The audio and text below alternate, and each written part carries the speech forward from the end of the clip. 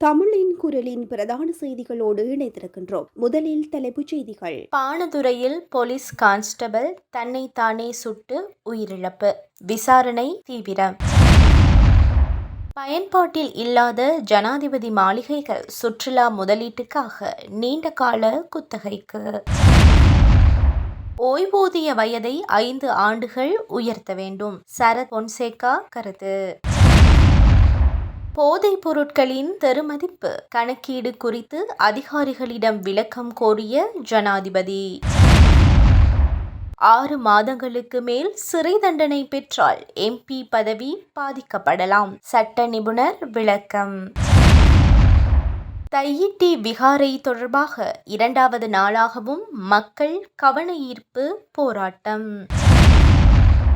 கீரிமலை மாவிட்டபுரம் பகுதியில் கழிவுகள் கொட்டப்படுவது குறித்து மக்கள் கவலை. இலங்கையில் எரிபொருள் விலை மாற்றம் தொடர்பில் எதிர்பார்ப்பு, பெரிய குறைப்பு சாத்தியம் இல்லை என தகவல்.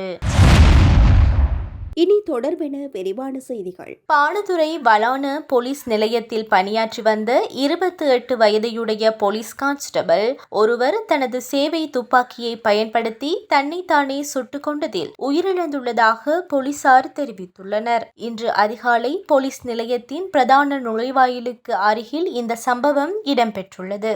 காயமடைந்த அதிகாரி உடனடியாக பாணதுறை தெற்கு வைத்தியசாலையில் அனுமதிக்கப்பட்ட போதிலும் சிகிச்சை பலனின்றி உயிரிழந்துள்ளார். உயிரிழந்த அதிகாரி பேராதனி பகுதியை சேர்ந்தவர் என தெரிவிக்கப்படுகிறது. அவருக்கு சேவைக்காக வழங்கப்பட்டிருந்த T56 ரக துப்பாக்கியையே பயன்படுத்தி தன்னைத்தானே சுட்டுக் கொண்டதாக ஆரம்பகட்ட விசாரணைகளில் தெரியவந்துள்ளது. சம்பவத்திற்கான காரணம் தொடர்பில் போலீசார் மேலதிக விசாரணைகளை முன்னெடுத்து வருகின்றனர்.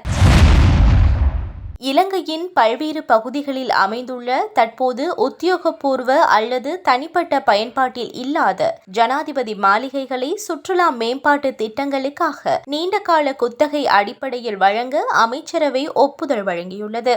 ஜனாதிபதி செயலகத்தின் நிர்வாகத்தின் கீழ் உள்ள இந்த மாளிகைகளை பராமரிக்கவும் பாதுகாக்கவும் அரசுக்கு கணிசமான செலவுகள் ஏற்பட்டு வருவதாக தெரிவிக்கப்படுகின்றது. இதனால் அவற்றை பொருளாதார ரீதியாக பயனளிக்கும் வகையில் பயன்படுத்தும் நோக்கில் இந்த நடவடிக்கை எடுக்கப்பட்டுள்ளது. உயர்தர கட்டிட வடிவமைப்பு மற்றும் சிறந்த இடவசதி கொண்ட இந்த மாளிகைகள் சுற்றுலா துறையில் முதலீடுகளை ஈர்க்கும் வகையில் பயன்படுத்தப்பட உள்ளன. இதற்காக நியமிக்கப்பட்ட குழுவின் பரிந்துரைகளை அடிப்படையாக கொண்டு அரசாங்கம் இந்த திட்டத்தை முன்னெடுத்துள்ளது. அதன்படி பெந்தோட்டை, கதிர்காமம், மகியங்கனை, எம்பிலிப்பிட்டிய மற்றும் அனுராதபுரம் ஆகிய பகுதிகளில் உள்ள ஜனாதிபதி மாளிகைகளை தகுதியான முதலீட்டாளர்களுக்கு நீண்ட கால குத்தகை முறையில் வழங்குவதற்கான முன்மொழிவுகள் கோரப்பட்டுள்ளன. இந்த யோசனையை ஜனாதிபதி அனுரகுமார திசாநாயக்க அமைச்சரவையில் முன்வைத்ததை அடுத்து அதற்கு அமைச்சரவை அங்கீகாரம் வழங்கியுள்ளது. இலங்கையில் ஓய்வூதிய வயதை மேலும் 5 ஆண்டுகள் அதிகரிப்பது பணியாளர்களின் பொருளாதார மற்றும் குடும்ப சுமைகளை குறைக்க உதவும் என ஃபீல்ட் மார்ஷல் சரத் பொன்சேகா தெரிவித்துள்ளார். கேகாலையில் நடைபெற்ற மகத்தான தேசம் மற்றும் தலைமுறைக்காக முன்னிற்போம் என்ற மாநாட்டில் உரையாற்றிய அவர், பிரதம நீதியரசர் மற்றும் சட்டத்தரணிகளின் சேவை காலத்தை நீடிக்க வேண்டும் என்ற கருத்துக்கு தாம் ஆதரவு தெரிவிப்பதாக குறிப்பிட்டார். ராணுவ வீரர்கள் சுமார் 20 ஆண்டுகள் சேவைக்கு பின்னர் ஒப்பீட்டளவில் இளம் வயதிலேயே ஓய்வு பெற வேண்டிய நிலை இருப்பதாகவும் அந்த காலகட்டத்தில் குடும்ப பொறுப்புகள், குறிப்பாக பிள்ளைகளின் கல்வி செலவுகள் உள்ளிட்ட சவால்கள் அதிகமாக இருப்பதாகவும் அவர் சுட்டிக்காட்டியுள்ளார். அதேபோல அரச ஊழியர்கள் ஓய்வு பெறும் வயதிலும் பலரது பிள்ளைகள் கல்வியை தொடர்ந்து கொண்டிருப்பதால் வேலைவாய்ப்பு மற்றும் வருமானம் தொடர்பான அழுத்தங்கள் உருவாகும் என அவர் கூறியிருந்தார். வளர்ச்சியடைந்த நாடுகளில் நடைமுறையில் உள்ளதை போல இலங்கையிலும் ஓய்வூதிய வயதை 5 ஆண்டுகள் உயர்த்தினால் அனுபவம் மிக்க பணியாளர்களின் சேவையை நீண்ட காலம் பயன்படுத்துவதுடன் அவர்களின் மன அழுத்தத்தையும் குறைக்க முடியும் என சரத் பொன்சேகா வலியுறுத்தியுள்ளார். மேலும் பல நாடுகளில் உயர் பதவி வகிப்போர் 70 வயது வரையிலும் சேவையில் தொடர்வதை எடுத்துக்காட்டிய அவர், இலங்கையிலும் அது போன்ற அணுகுமுறையை பரிசீலிக்க வேண்டிய அவசியம் இருப்பதாக கூறியுள்ளார். அடுத்த ஆண்டுக்கான பொருளாதார திட்டங்களில் மீள செலவினங்களை குறைத்து மூலதன முதலீடுகளை அதிகரிப்பதற்கு அரசு முன்னுரிமை வழங்கி வருவதாக ஜனாதிபதி அனுரகுமார திசாநாயக்க தெரிவித்துள்ளார். காலி மாவட்ட விசேட ஒருங்கிணைப்பு குழு கூட்டத்தில் உரையாற்றிய அவர் 2027 ஆண்டுக்கான மூலதன செலவின் ஒதுக்கீட்டை குறிப்பிடத்தக்க அளவில் உயர்த்தும் திட்டம் இருப்பதாக கூறியுள்ளார். மேலும் அரச நிறுவனங்களுக்கு இடையிலான ஒருங்கிணைப்பு குறைபாடுகளால் சில அபிவிருத்தி திட்டங்கள் தாமதமடைவதாகவும் சுட்டிக்காட்டியுள்ளார். சிறுவர் காப்பகங்கள் மற்றும் தடுப்பு நிலையங்களில் இருந்து சமூகத்திற்கு திரும்பும் சிறுவர்களுக்கான உதவி திட்டங்களை விரைவுபடுத்த வேண்டியதின் அவசியத்தை ஜனாதிபதி வலியுறுத்தியுள்ளார். இதன்போது போதைப்பொருள் ஒழிப்பு நடவடிக்கைகளில் கைப்பற்றப்படும் போதைப் பொருட்களின் பெறுமதிப்பு எந்த அடிப்படையில் கணக்கிடப்படுகின்றது என்பது குறித்து போலீஸ் அதிகாரிகளிடம் ஜனாதிபதி விளக்கம் கோரினார். இதற்கு பதிலளித்த அதிகாரிகள் ஒவ்வொரு பிராந்தியத்திலும் நிலவும் சந்தை விலைகளை அடிப்படையாக கொண்டு மதிப்பீடுகள் மேற்கொள்ளப்பட்டுள்ளதாக தெரிவித்திருந்தனர். காலி மாவட்டத்தில் இந்த ஆண்டில் இதுவரை 2607 போதைப்பொருள் சுற்றி வளைப்புகள் நடத்தப்பட்டு சுமார் 119 கிலோகிராம் போதைப் பொருட்கள் கைப்பற்றப்பட்டுள்ளதுடன் முக்கிய போதைப்பொருள் கடத்தற்காரர்களின் சொத்துக்கள் மற்றும் வாகனங்கள் தொடர்பிலும் விசாரணைகள் தொடர்ந்து நடைபெற்று வருவதாகவும் அவர்கள் குறிப்பிட்டிருந்தனர். 2 ஆண்டுகளுக்கு மேல் சிறை தண்டனை விதிக்கக்கூடிய குற்றத்தில் குற்றவாளியாக தீர்ப்பளிக்கப்பட்டு 6 மாதங்களுக்கும் அதிகமான சிறை தண்டனை வழங்கப்பட்டால் அந்த நபரின் பாராளுமன்ற உறுப்பினர் பதவி இழக்கப்படும் என அரசியலமைப்பு விதிகள் தெரிவிப்பதாக சட்ட நிபுணர்கள் விளக்கியுள்ளனர்.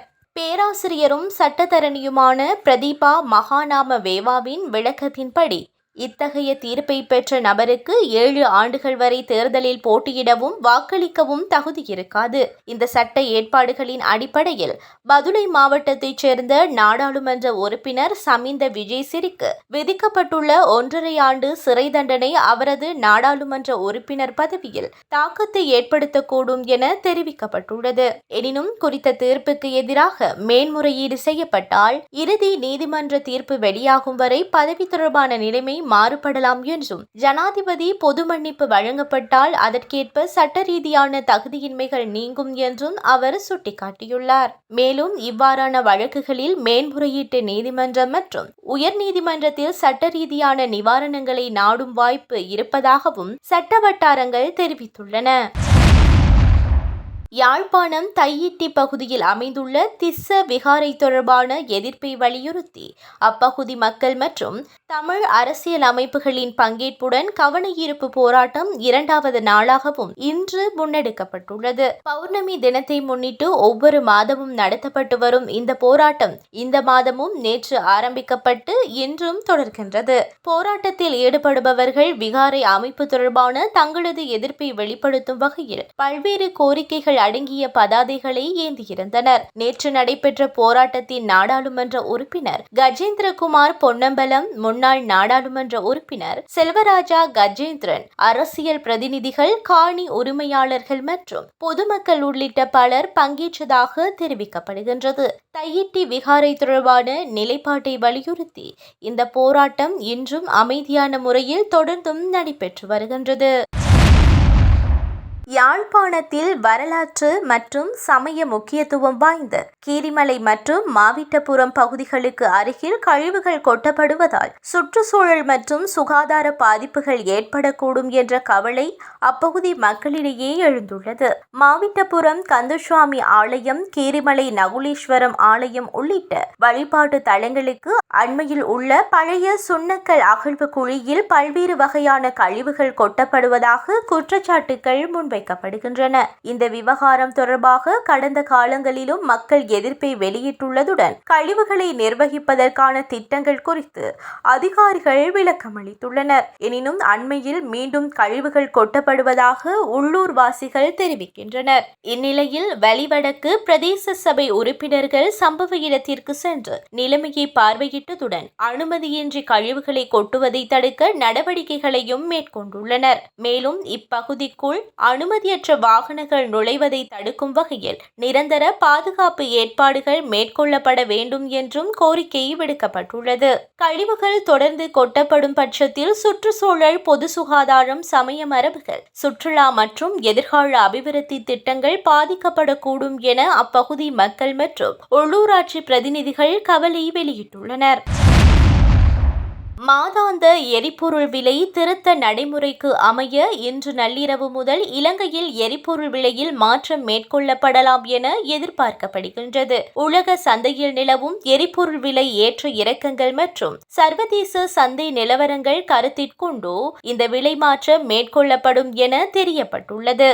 எனினும் அண்மைய உலக சந்தை நிலவரங்களை கருத்திற்கொள்ளும் போது எதிர்வரும் விலை திருத்தத்தில் நுகர்வோருக்கு குறிப்பிடத்தக்க அளவிலான விலை குறைப்பு கிடைக்கும் வாய்ப்பு குறைவாக இருப்பதாக இலங்கை பெட்ரோலிய கூட்டுத்தாபனத்தின் நிர்வாக இயக்குனர் மயூர நெத்திகுமார தெரிவித்துள்ளார். ஜூலை மாதம் முழுவதும் சர்வதேச சந்தையில் ஏற்பட்ட மாற்றங்களே இதற்கான காரணம் எனவும் அவர் குறிப்பிட்டுள்ளார். இதனால் ஆகஸ்ட் மாதத்திற்கான எரிபொருள் விலை திருத்தத்தில் பெரிய நிவாரணம் கிடைக்குமா என்பது தொடர்பில் மக்கள் மத்தியில் எதிர்பார்ப்பு நிலவுவதுடன் விலை அதிகரிப்பு ஏற்படுமா என்ற அச்சமும் காணப்படுகின்றது. செய்திகளை தெளிவாக தெரிந்து கொள்ள தமிழின் குரல் சேனலை சப்ஸ்கிரைப் செய்யுங்கள்.